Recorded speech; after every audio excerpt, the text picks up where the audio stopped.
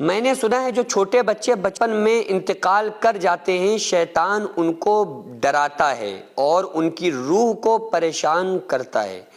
دیکھو، مرنے کے بعد جو چھوٹے بچے ہوتے ہیں نا، ان کی روح کہاں رہتی ہے؟ اس کے تعلق سے حدیث پاک کا جو مفہوم ہے وہ یہ ہے کہ ایک نبی ہے غالباً حضرت ادریس علیہ السلام، تو وہ ایک باغیچے میں، ایک باغ میں جتنے بھی مرحومین، وہ معصوم تو نہیں کہہ سکتے، معصوم کا مطلب بس چھوٹے کے طور پہ آپ کہہ سکتے ہیں، ورنہ معصوم اس کو کہا جاتا ہے جس سے غلطی نہ ہوتی ہو، جو کہ نبی اور فرشتے ہوتے ہیں۔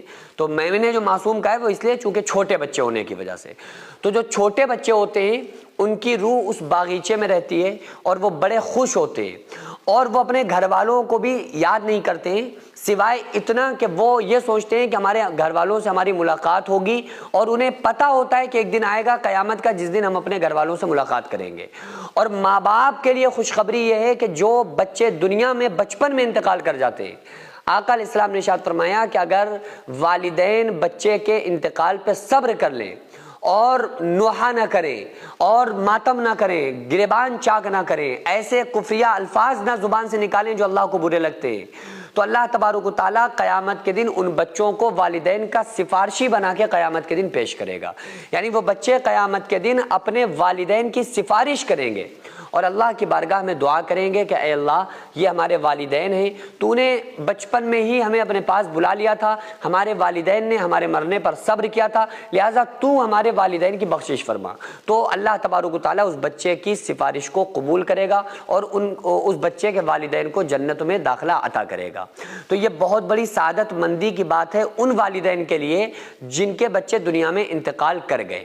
تو اب یہ جو لوگوں میں مشہور ہوتا ہے کہ وہ شیطان ان کی روح کو، بچوں کی روح کو پریشان کرتا ہے یا ان کو ڈراتا ہے، یہ کرتا ہے وہ کرتا ہے۔ دیکھو، شیطان کس کو ڈراتا ہے؟ شیطان کا ایک مقصد ہے، شیطان کا صرف ایک ایم ہے کہ ہم نیک بندوں کو راستے سے بھٹکا کے گمراہی کے راستے پہ لے آئیں۔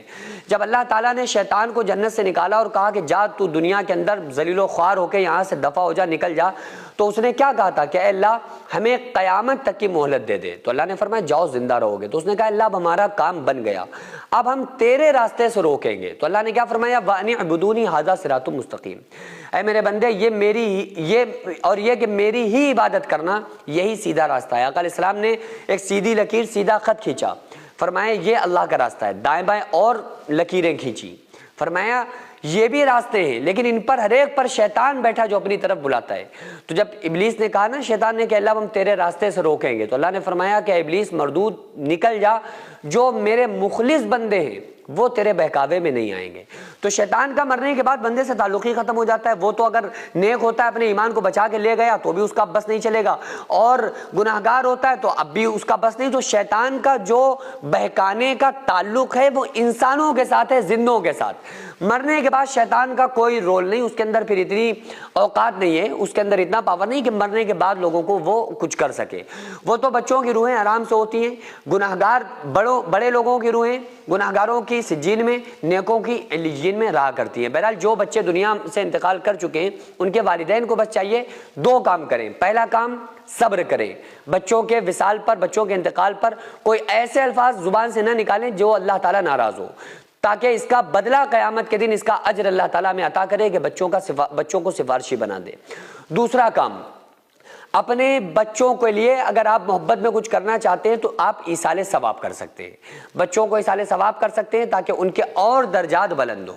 اور اگر آپ یہ چاہتے ہیں کہ بچوں کے ساتھ آپ جنت میں اعلیٰ مقام میں رہ سکیں اور ان کی شفاعت قبول ہو، تو آپ بھی اچھے کام کریں، آپ بھی اچھے کام کریں۔ چراغ بتی تیار ہوگی، ماچس ملے گی تو جل جائے گی، چراغ بتی ہی تیار نہیں، ہم ہی بالکل نماز سے، دین سے، قرآن سے، اسلام سے کوئی مطلب ہی نہیں ہے، تو پھر تو آقا علیہ السلام نے ارشاد فرمایا نا کہ ایک وقت کی نماز چھوڑنے کی سزا 2,88,00,000 سال جہنم میں جلنا پڑے گا۔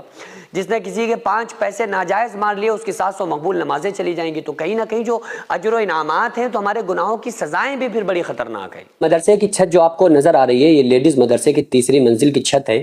اس کے اوپر تقریباً ابھی 12 کمرے بننے ہیں جس میں لڑکیوں کے رہنے کا انتظام ہوگا، بچیاں جس میں تعلیم حاصل کر رہی ہیں، عالمہ کا کورس کر رہی ہیں، بیرونی بچیاں بھی یہاں پر رہتی ہیں۔ تو بہرحال اس مدرسے کو میں نے بڑی محنت اور مشقت سے اس کو یہاں تک بنایا ہے۔ اب آپ لوگوں سے خصوصی گزارش ہے کہ ہمارے ساتھ مل کر زیادہ سے زیادہ آپ لوگ تعاون کریں۔ ہزاروں سینکڑوں روپے ہم لوگ ادھر ادھر برباد کر دیتے ہیں، لیکن جو بھی پیسہ اگر ہمارا راہ خدا میں خرچ ہو جاتا ہے، مدرسوں مسجدوں میں خرچ ہو جاتا ہے، تو پوری زندگی اس کا ثواب ملتا ہے۔ ہم مر جاتے ہیں، قیامت تک جب تک اس مدرسے میں تعلیم ہوتی رہے گی، جب تک لوگ قرآن پڑھتے رہیں گے، جب تک نماز پڑھی جاتی رہے گی، جب تک اللہ تعالیٰ اس کا ثواب ہمیں عطا کرتا رہے گا۔ تو اب آپ کے پاس صرف 2 آپشن ہیں، یا تو آپ یہ کہہ دیں کہ یہ کوئی فیک ہے، یہ کوئی پیسہ کمانے کا نیا چکر ہے، تو آپ چھوڑ کر اس ویڈیو کو جا سکتے ہیں۔ اگر کوئی انسان مدرسے اور مسجد کے نام پر چندہ کر کے اپنا پیٹ بھرے گا تو قیامت کے دن وہ خود اپنا ذمہ دار ہوگا، خود اس کو حساب دینا پڑے گا۔ تو آپ لوگوں سے گزارش ہے کہ اس مدرسے کو تقریباً 1 کروڑ روپے کی سخت ضرورت ہے۔ آپ لوگ زیادہ سے زیادہ تعاون کریں، آپ کے تعاون کی برکت سے ہم بہت کچھ کر سکتے ہیں، بہت بڑا کام ہو سکتا ہے۔